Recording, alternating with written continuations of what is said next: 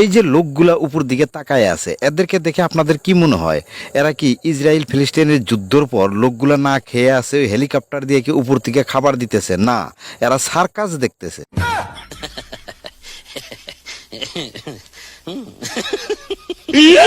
দেখেন কত লোক, এই লোকগুলাকে দেখে আপনাদের কি মনে হইতেছে? Pakistan India final cricket world cup হইতেছে? না, সার্কাস দেখতেছে।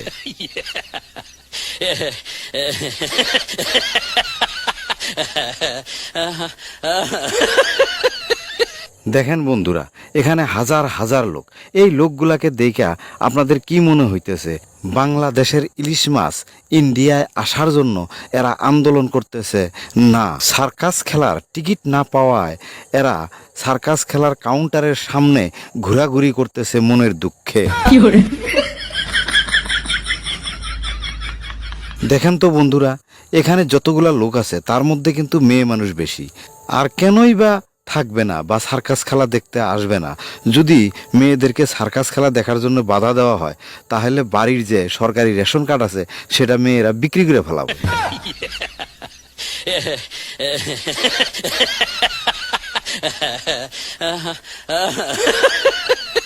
বন্ধুরা দেখেন যে কত সুন্দর সুন্দর দোকান। সার্কাস খেলা দেখার পরে এই দোকানে সব মেয়েরা আসে এবং স্বামীকে বলে কিছু বস্তু কিনে দাও, আর যদি না দাও কালকে বাপের বাড়ি চলে যাও। বন্ধুরা এই যে দৃশ্য দেখতেছেন সামনে, দেখেন এটা হচ্ছে সার্কাস খেলার প্যান্ডেল। এই প্যান্ডেলের ভিতরেই আমি কিছুক্ষণ পরে ঢুকবো।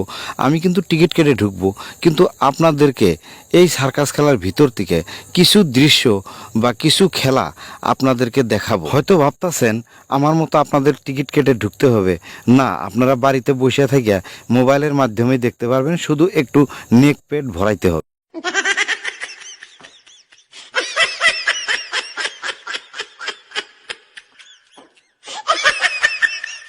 চলেন না বন্ধুরা, আপনাদেরকে কিছু খেলা দেখাই।